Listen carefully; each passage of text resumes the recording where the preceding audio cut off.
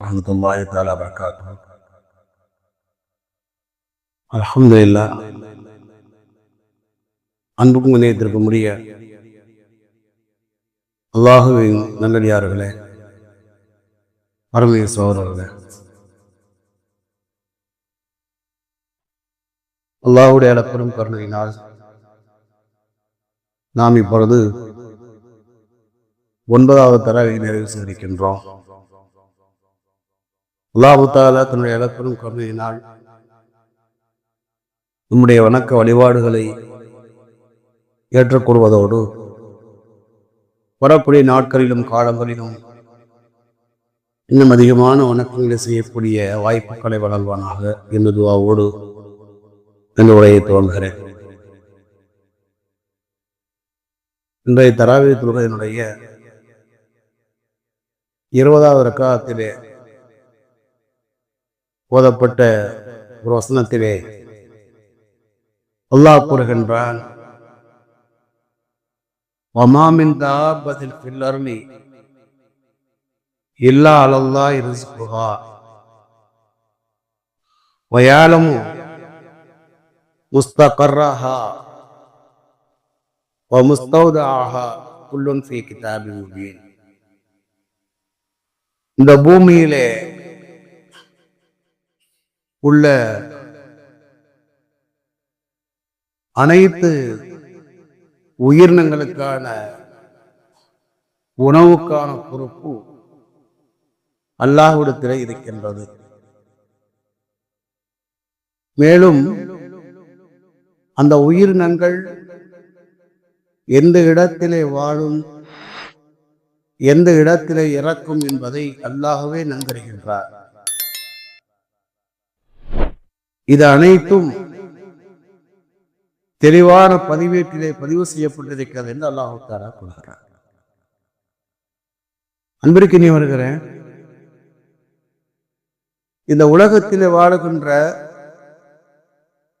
மனித இனத்தை மட்டும் அல்லாஹ் தஆலா இந்த வசனத்திலே சொல்லவில்லை. தாபத் என்றால் இந்த உலகத்தில் இருக்கின்ற எல்லா உயிரினங்களையும் குறிக்கும். அந்த உயிரினங்கள் 2 கால் உடையவையாக இருக்கலாம், 4 கால்கள் உடையவையாக இருக்கலாம், அல்லது வயிற்றிலே ஊர்ந்து செல்லக்கூடிய உயிரினங்களாக இருக்கலாம். இந்த உலகத்துடைய மொத்த உயிரினங்களும் இந்த 3 விதத்திலே தான் இருக்கிறது. அல்லாஹ் தன் திருமணத்தை சொல்வார், ஃபமின்ஹும் யம்ஷி அலா ரஜுலைன். அல்லாஹ் தஆலா வசனத்திலே சொல்வார். இந்த உலகத்திலே மனிதனுக்கான உணவுக்கான பொறுப்பு மட்டுமில்லை, இந்த உலகத்தில் இருக்கிற ஒட்டுமொத்த உயிரினங்களுக்கான உணவுக்கான பொறுப்பு அல்லாஹ்விடத்திலே இருக்கிறது. ஏனெனில் அதை படைத்தவன் அல்லாஹ், அதை படைத்தவன் அல்லாஹ். அதனால அதுக்கு உணவு கொடுக்க வேண்டிய பொறுப்பும் அல்லாஹ்வுக்கு இருக்கின்றது. அல்லாஹ் அதை கொடுத்து கொண்டுதான் இருக்கிறான். சொல்லுவாங்க இல்லையா, மரத்தை வைத்தவன் தண்ணி ஊற்றுவான் வாக ஒரு பாடல் வரி வரும். அந்த பாடல் வரி கூட வந்து இறைவனை சொல்லக்கூடியதா. மனிதனை நீ கலங்காதே, பயப்படாதே, மரத்தை வைக்க வந்தவன் தண்ணி ஊற்றுவான். அது மாதிரி உடைய வாழ்க்கையை வந்து அவன் வசந்தமாக்குவான் என்பதாக அவன் படிப்பான். இந்த உலகத்திலே நாம் முதலிலே ஒரு அடிப்படையான ஒரு விஷயத்தை விளங்க வேண்டும். என்னவென்றால், இந்த உலகத்தில் நாம் படைக்கப்படுவதற்கு முன்னால், இந்த உலகத்திலே நாம் உலகத்துக்கு வருவதற்கு முன்னால் தாயின் கருவறையிலேயே நமக்கான ரிஸ்க் முடிவு செய்யப்படுகின்றது, நமக்கான உணவு முடிவு செய்யப்படுகின்றது. ஹதரத் ரசூலுல்லாஹி ஸல்லல்லாஹு அலைஹி வஸல்லம் சொன்னார்கள், ஒரு குழந்தை தாயின் வயிற்றிலே உருவாகிற நேரத்திலே முதல் 4 நாட்கள் இந்திரிய துளியாக இருக்கும். அடுத்த 40 நாட்கள் இரத்த கட்டியாக இருக்கும். அடுத்த 40 நாட்கள் சதை கட்டியாக. அப்படி என்றால் உண்ணாங்க 12, நாமுன 12. குழந்தைக்கான 4வது மாதத்திலே தான் அதுக்கு உயிர் ஊதப்படுகின்றது. ஊதப்பட்ட உடனே அல்லாஹ் 2 மலக்கை அல்லாஹ் அனுப்பி வைக்கின்றான். இந்த வானவரிடத்தில் எல்லாம் கூறுகிறான், உக்துப், நீ எழுது என்பதாக. நான் வராத்துடைய பயானிலே கூட நான் சொன்னேன். அவர் கேட்பார், மாலா குபியா அல்லா, நான் இதை எழுதுவது என்பதாக. 4 விஷயத்தை நீ எழுதிவிடு. இந்த உலகத்தில் அவன் வாழக்கூடிய அஜில் தபடை என்ன, அவனுக்கான ரிசுக்கு வாழ்வாதாரங்கள் என்ன. ரிசுக்குனா உணவு மட்டுமல்ல, வாழ்வாதாரங்கள் அனைத்தையும் எழுதிவிடு. அவன் இந்த உலகத்திலே வாழ்க்கை நேரத்திலே செய்யக்கூடிய அமல்களை செயல்களை எழுதிவிடு. நாலாவதாக உடைய மௌத் எப்படி இருக்கும் என்பதை எழுதிவிடுவா. அல்லாஹு தஆலா அந்த மலக்குகள் கூறுகின்றான். அதை எப்படி இருக்கும் நல்லா சொல்வான், அதை அவர் எழுதுகிறார். அதனால இந்த உலகத்திலே நாம் என்ன செய்கின்ற, உயிர் ஊதப்பட்ட உடனேயே நமக்கான உணவும் முடிவு செய்யப்படுகின்றது. நாம் இந்த உலகத்திலே எந்த இடத்திலே வசிப்போம் என்பதும் அல்லாஹ் முடிவு செய்கின்றான். எந்த இடத்திலே மூத்தாகுவான் என்பதை எல்லாம் முடிவு செய்யலாம். சந்தேகம் வரலாம், என்னது வசிக்கிற இடத்தான் மூத்தாகுவாங்க அப்படின்னா அப்படிலாம் சொல்ல முடியாது. உலகத்திலே எத்தனையோ மக்கள் வந்து வசிக்கிறது ஒரு இடமாக இருக்கும், மூத்தாத ஒரு இடமாக இருக்கலாம்ல. பெருமானா சொல்லுவாங்க, இதா கல்லல்லாஹு ரஜுலின் யமூத்த பிஅர்லின் ஜஅலல்லாஹு லஹு இலைஹா ஹாஜா. அல்லாஹு தஆலா ஒரு இடத்திலே ஒரு அடியாருக்கு மூத்தை முடிவு செய்து விட்டால் அந்த இடத்தின் பக்கமாக அவனுக்கு அல்லாஹு தஆலா தேவை ஏற்படுத்துவார். அவர் ஒரு நாட்டில் இருப்பார், இன்னொரு நாட்டில் மூத்தார. அவர் ஒரு ஊர்ல இருக்கார், இன்னொரு ஊர்ல போய் மூத்தார. இருக்கு. இப்ப முதல்ல என்னவென்றால், நமக்கான ரிஸ்க் அல்லாஹ்வுடைய பொறுப்பிலே இருக்கிறது. அதனால நம்ம எதுவும் கவலைப்படுகிற தேவையில்லை.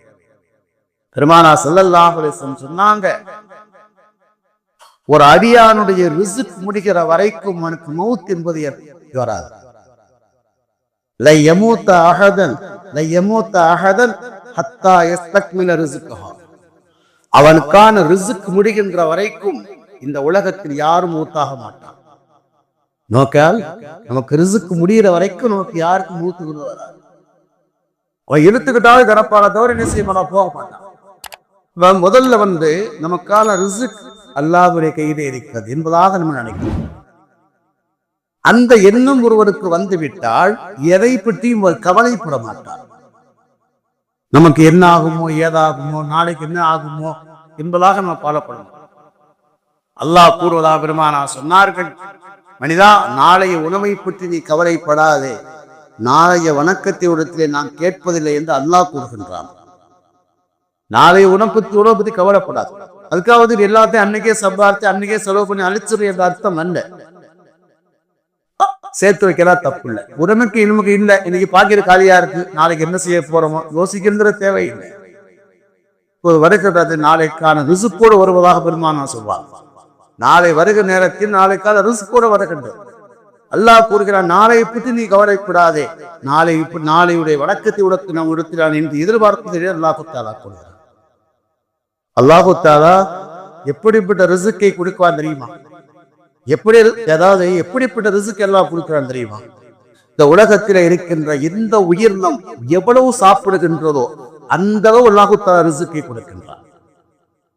அல்லாஹ் இந்த ரிசுக் இருக்குங்கிறது மட்டுமல்ல, எந்த உயிரினம் எவ்வளவு சாப்பிடுமோ அந்த அளவு அல்லாஹு தஆலா ரிசுக்கை கொடுக்கின்றான். நஃபஹத்துல் அரபுன்னு என்ன ஒரு கிதாப் இருக்கிறது, அரபிக் கல்லூரியில ஆலிமுல் கோர்ஸ்ல சொல்லிக் கொடுப்பார்.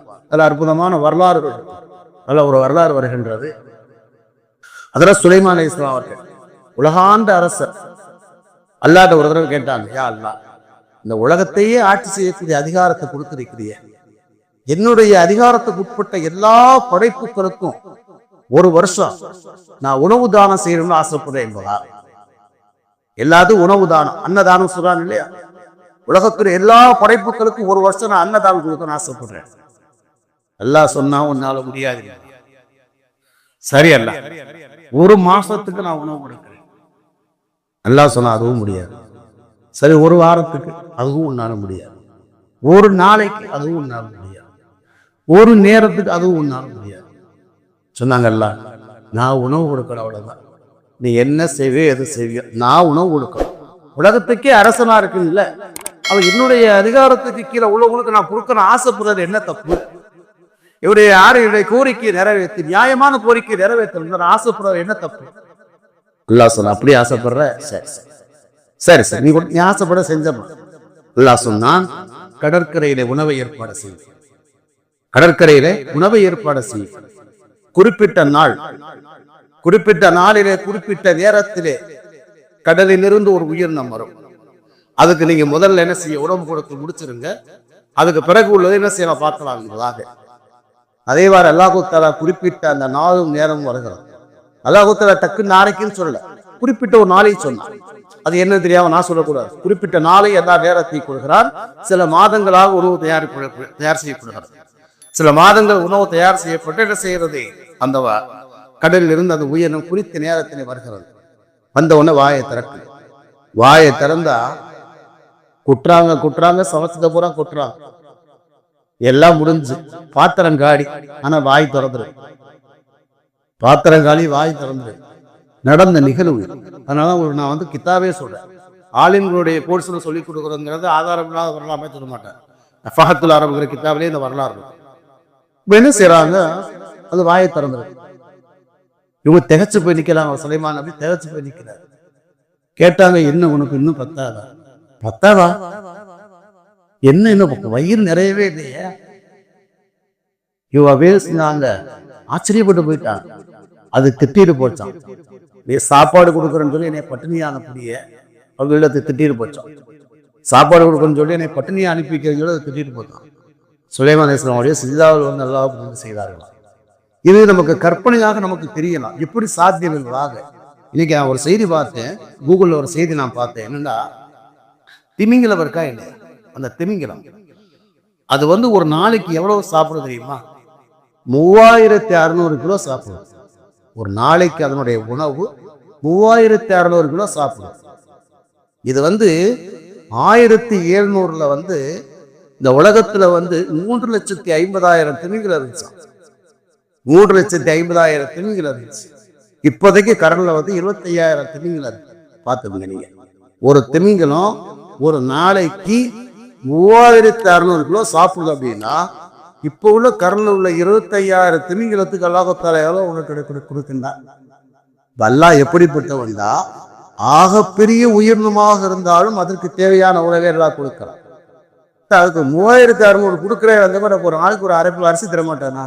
நமக்கெல்லாம் மிதி பண்ணா 1/2 கிலோ அரிசிக்கு மேலே நம்ம சாப்பிட ஒரு நாளைக்கு. ஏன் நம்ம கவலைப்படணும்? கவலைப்படணுங்கிற தேவை, ஹராம்ல சம்பாதிக்கணுங்கிற தேவையில்லை. பெருமானா சொல்லுவாங்க, நீ உனக்கு அல்லாஹ் எதை நிர்ணயித்தாலும் அதுதான் கிடைக்கும். அதனால் நீ ஹராமான உணவின் பக்கமாக நீ நாடாதிருப்பாக பெருமானா சொல்லுவாங்க. ஒவ்வொரு தலைப்புக்கிறதே விரிவான தலைப்புக்கள். நான் நேரத்துக்கு சுருக்கத்துக்காக தான் அப்படி சுருக்கமா சொல்லிட்டு போயிட்டு இருக்கேன். நம்ம வந்து ஹலாலா சம்பாரிச்சா உருப்பட முடியாது. ஹராம சம்பாரிச்சா தான் நம்ம அவர் பாச கட்டிருக்கா, வீடு கட்டிருக்கா, அது நம்ம அப்படி அதிக்கும் ஒண்ணும் இல்லை. என்னதான் நீ வந்துகிட்டு என்ன செய்ய, என்ன பூரா தேய்ச்சிட்டு உருண்டால் கூட விட்டுறதா விட்டுரும். ஹராம சம்பாரிச்சதுனாலதான் உருப்பட்டா அப்படிங்கிற அர்த்தம் அல்ல. அவன் நிறைய சொத்து சேர்த்தாங்கிற அர்த்தம் அல்ல. அல்லாஹு தஆலா அவனுக்கு அதை அல்லாஹ் முடிவு செய்திருக்கா, அது அவனுக்கு கிடைக்கும். நீ ஹலாலாக நம்ம சம்பாதிக்க நினைச்சாலும் அதை அல்லாஹு தஆலா பொண்ணுக்கு சேர்ப்பான். ஏன் ஹலாலா சம்பாதிச்சவங்களும் நீ கோடி சொன்னா இல்லையா? கோடிக்கணக்கான ரூபாய் தர்மம் செய்யறாங்க, எத்தனை கோடி வச்சிருக்கோம். அதை பார்த்து நம்ம ஏமாறுங்கிற தேவை. இந்த உலகத்திலே ஆகப்பெரிய உயிரினத்துக்கும் அல்லாஹு தஆலா உணவை கொடுக்கின்றார். ஆக சிறிய உயிரினத்துக்கும் அல்லாஹு தஆலா உணவு கொடுக்கிறார். ஆக சிறிய உயிரினம்ங்கிறது ஒரு எறும்பு. ஒரு எறும்பு ஒரு வருடத்துக்கான உணவு ஒரு அரிசி. ஒரு எறும்புக்கு ஒரு வருடத்துக்கான உணவு என்பது ஒரு அரிசி. அல்லாஹ் தஆலா கொடுக்கத்தால செய்யறார். சுலைமான் அலைஹிஸ்ஸலாமுடைய ஒரு வரலாறு. சுலைமான் அலைஹிஸ்ஸலாம் எறும்புட்ட கேட்பார், ஒரு வருடத்துக்கான உணவு என்ன? உனக்கு ஒரு வருடத்துக்கான உணவு எவ்வளவு? ஒரு அரிசி வாங்க சொல்லு. அப்படியா? ஹப்பா, ஒரு அரிசி, ஒரு விதை, ஒரு தாடி. சரி, ஒரு பாட்டில் என்ன செஞ்சாங்க, அதை வச்சு என்ன செஞ்சாங்க, அதை வச்சுட்டு ஒரு தானியத்தை வச்சாங்க. ஒரு வருஷம் அதை அடுத்த வருஷத்துக்கு நான் வந்து சாப்பிடணும் உத்தரவு வேணும். அதை விட்டு வெளியே போகக்கூடாதுமாக சொல்லிட்டான். ஒரு வருஷம் கழிச்சிச்சு. ஒரு வருஷம் கழிச்சோன்னு அதை பார்க்குறாங்க, அந்த பாட்டில பார்க்குறாங்க. பாதி சாப்பிட்டுட்டு பாதி இருக்கு.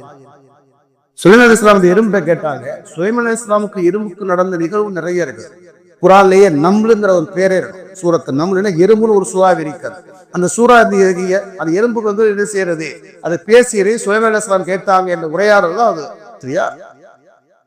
என்ன செய்யறாங்க, பாதிதான் இருக்கு. கேட்டாங்க, என்னது?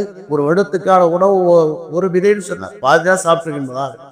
அதை சொல்லியது சுலைமானே, ஒரு வருடத்துக்கான எனக்கான உணவு என்பது ஒரு விதைதான், ஒரு தானியம் தான். ஆனா என்னை வெளியில இருந்தால் எனக்கு அல்லாஹ் என்னை மறக்க மாட்டான் என்ற நம்பிக்கை எனக்கு இருக்கல். எதிர்பார்த்து இரவு சுலைமான் அலைஹிஸ்ஸலாம் பேசுது. வெளியில இருந்தால் என் இறைவன் என்னை மறந்து விட மாட்டான் என்ற நம்பிக்கை எனக்கு இருக்கும். நான் சாப்பிடுவேன், வயிறார சாப்பிடுவேன். ஆனால் நீங்க உலகத்தை ஆளுகின்ற அரசர் என்னை மறந்து விடுவீர்கள், உன் மீது எனக்கு நம்பிக்கை இல்லைன்னு சொல்லுச்சு.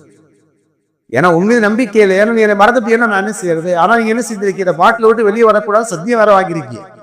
நான் வெளியில வந்தா சத்தியத்தை முடிக்கணும், உள்ள இருந்தேன்னா செத்து போ. ஆனா உங்க மேல நம்பிக்கை இதெல்லாம் நான் என்ன செஞ்சேன்? ஒருவேளை அடுத்த வருஷத்தை வச்சிருக்கேன், அந்த ஒரு வருஷத்துக்குள்ளேயா ஞாபகம் வந்தா என்ன செஞ்சீங்க? காப்பாத்திருவீங்க, இல்லைன்னா போய் சேருவோங்கிறக்கா நான் வச்சிருக்கேன் வாங்க. அப்படியே சஜிதாவில் விழுந்து அல்லாஹ் செய்தார்கள். என்னன்னா இந்த உலகத்தில அல்லாஹ் தன்னுடைய ரிஸ்கை பத்தி நம்ம கவலைப்படுறது தேவையில்லை, நம்முடைய ரிஸ்கை பத்தி கவலைப்படுறது தேவையில்லை. ஆனால் என்னவென்றால் ஒரு விஷயத்தை விளைவிக்கீங்க, நமக்கான ரிஸ்கை அல்லாஹ் தஆலா கருவறையிலே முடிவு செய்கிறான் ஒரு செய்தி. இரண்டாவது செய்தி, நமக்கான ரிஸ்க் முடிகின்ற வரைக்கும் முதலிலே செய்ய முடியாது. அல்லாஹ் தஆலா ஒரு கூட்டு போயிட மாட்டான், அவள் அல்லாஹ் தஆலா கூட்டு போயிட மாட்டான். ஒரு ரெண்டாவது விஷயம். மூணாவது, நம்ம ஹராம்ல சம்பாதிச்சாதான் நமக்கு ரிஸ்கை அதிகப்படுத்த முடியும் நினைக்கவே தேவையில்லை. அங்க நம்ம மார்க்க சொல்ற வழியில எல்லாம் நம்ம பார்த்தோம் தான் சம்பாதிக்க முடியாது, சொத்து சேர்க்க முடியாது, அல்லவே அல்ல. ஹலாலான ரிஸ்கை சந்ததிகள் பயன்படுத்த முடியும், ஹராமான ரிஸ்கை சந்ததிகளே அழிக்கும். ஹலாலான ரிஸ்க் இருந்துச்சுன்னா இவர் மட்டும் இல்லை, இவருடைய சந்ததிகள் ஓகோடு வாழ்வார். அந்த ரிஸ்க் ஹராமாக இருந்தால் ஒருவேளை அவர் காலத்திலே விட்டு இல்லாவிட்டாலும் அவருடைய சந்ததிகள் அழிந்து போவதற்கு காரணமா இருக்கும். மூசா அலைஹிஸ்ஸலாமுடைய வரலாறு இருக்கின்றது, சொல்வதற்கு நேரமே. நம்முடைய ரிஸ்கை பற்றி நம்ம கவலைப்படுறது தேவையில்லை. ஆனா ஒரே ஒரு விஷயத்தை நான் கூறுகின்றேன், என்னவென்றால் நம்முடைய ரிஸ்கை, நம்முடைய இபாதத்துகள் இருந்தால், வணக்கங்கள் இருந்தால் அல்லாஹ் தஆலா இலகுவாக தருகின்றார், இலகுவாக தருகிறார். நம்மிடத்தில் இபாதத்து வணக்கம் இருக்குன்னா இலகுவா தரும். பெருமானா சொல்லுவாங்க இல்லையா, ரிஸ்குடைய பரக்கத்துல ஒரு விஷயத்தை பெருமானா சொல்லுவாங்க, தொழுகையினுடைய 5 பாக்கிகளை சொல்லுவாங்க, அது பரக்கத்துக்கு ரிஸ்க். தொழுகையின் மூலமாக ரிஸ்க்ல பரக்கத் கிடைக்கும். நம்முடைய ரிஸ்கை அல்லாஹ் தஆலா இலகுவாக தருவதற்கு என்னன்னா, திண்டுக்கல் ஹலீலஸ் இருந்தான், திண்டுக்கல் யூசுஃபி அமர்சாவுடைய இன்னொரு முதல்வராக இருந்தாங்க ஹலீலஸ், அதாவது ஓதாரம் சார். ஒரு செய்தி சொல்லுவாங்க, விளங்குற மாதிரி சொல்லுவாங்க, இங்க பாருங்க, அல்லாஹ் தஆலா எல்லாத்துக்கும் என்ன முடிவு செஞ்சா அதான் கிடைக்கும்.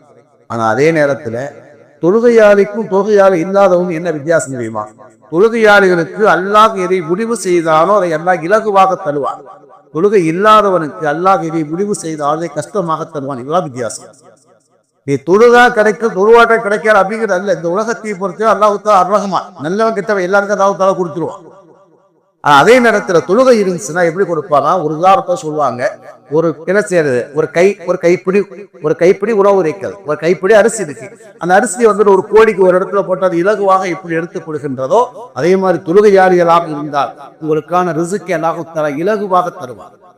தொழுகை இல்லைன்னா அந்த ஒரே கைப்பிடி அரிசி எப்படி பரவி போட்டால் அந்த கோழி எப்படி கஷ்டப்பட்டு அதை தேடி பெற்றுக் கொள்ளுமோ, அதே மாதிரி இபாதத்து இல்லாவிட்டால், வணக்க வழிபாடுகள் இல்லாவிட்டால், அல்லாஹ் ரசூலை மறந்து வாழ்ந்தால் நீ கஷ்டப்பட்டு நாயா அலைஞ்சது செய்ய அந்த உழவை தேட வேண்டிய நிலை ஏற்படுவதாக சொன்னாங்க. அதனால நம்முடைய உணவை பற்றி நம்ம கவலைப்படுங்கிற தேவையில்லை. நாம் அல்லாஹ்வை என்ன மறக்காமல் இருந்து விட்டார், அல்லாஹ் நமக்கு மறக்காமல் அல்லாஹ் தஆலா நமக்கு தேவையாக தருவான். கேட்டதை